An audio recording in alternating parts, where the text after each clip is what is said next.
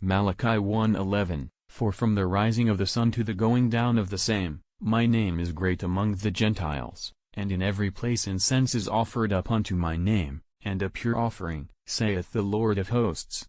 The Christians maintain that this prophecy bears upon their faith, which has been so extensively diffused in the world. Refutation. We do not discover in these words of Malachi any allusion to the faith of Christianity, which had no existence at the era of the prophet. We know well that Haggai, Zechariah, and Malachi were contemporaneous, and lived about 300 years anterior to Jesus. At the time of the last prophet, the Gentiles were worshippers of the heavenly constellations, and of idols representing those constellations. It was not, however, the intention of Malachi to expatiate on the abominations of idolatry, but he merely delivered a reproof to the sinners of Israel who offered up loathsome sacrifices, and thereby profaned the name of the Almighty. Hence he says, But ye are profaning it by saying, The table of the Lord is polluted, and the fruit thereof, even the meat, is contemptible.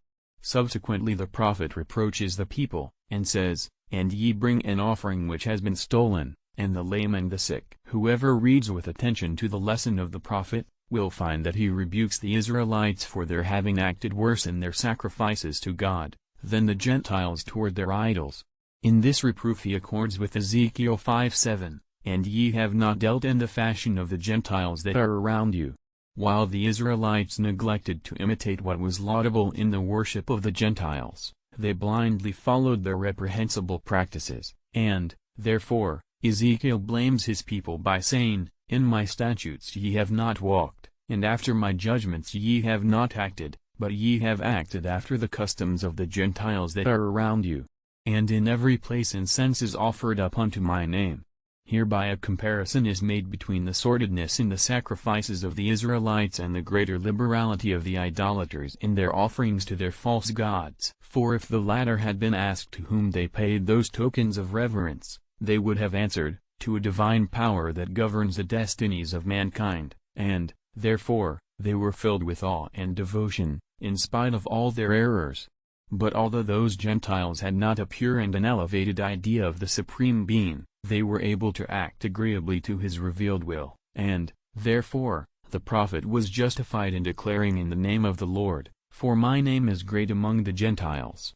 But since a worship cannot be approved in which a creature is put on an equality with the Creator, the Gentiles would only find favor by acquiescing in the sublime belief of an omnipresent and omnipotent deity, for such a belief alone affords real gratification to the reasoning mind and to the wishful heart.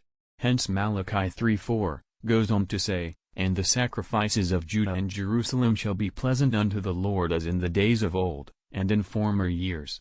The means of finding favor in the eyes of the Almighty will only then increase when religious obstacles shall be removed. The favor of the Lord is therefore contingent on the purity of his worshipper. Consequently Malachi declares, And he shall sit as a refiner and as a purifier of silver, and he shall purify the sons of Levi, and purge them as gold and silver, that they may offer unto the Lord an offering in righteousness. It is natural that the sons of Levi and the priests should be prominently noticed in this prophecy, for those spiritual guides of the people were the very men who were designated as the despisers of my name. Those who lead the way to sin must also by their example naturally be the first to meet with punishment. The verse which heads this chapter has a beautiful parallel in Psalm 113:3, From the rising of the sun to the going down of the same, the name of the Lord is praised. The Lord is high above all nations. It could not be said, that David included all contemporaneous Gentile nations in the adoration of the God of Israel, and that he considered all the heathen to be believers in the same deity. For he condemns the practices and the worship of the heathen in the very same book, saying their idols are of gold and of silver, the works of the hands of man. They have mouths and speak not, they have eyes and see not, they have ears and hear not, they have noses and smell not, they have hands and feel not, feet and walk not, they speak not with their throats. Like unto them are those that make them, yea, all those that trust in them. Let Israel trust in the Lord, he is their shield and their help.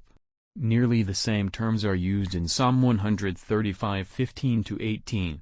We see, then, that the Gentiles, with all their errors, wished to adore a first cause of all existence, Yet the psalmist, as well as the prophet spoken of above, deem the faith and the observance of Israel as those strongholds by which the mind of man obtains true eminence and consolation. Consequently there is not the slightest motive to forsake the path which our religion points out to its followers, and to adopt a faith so manifestly at variance with our ancient law.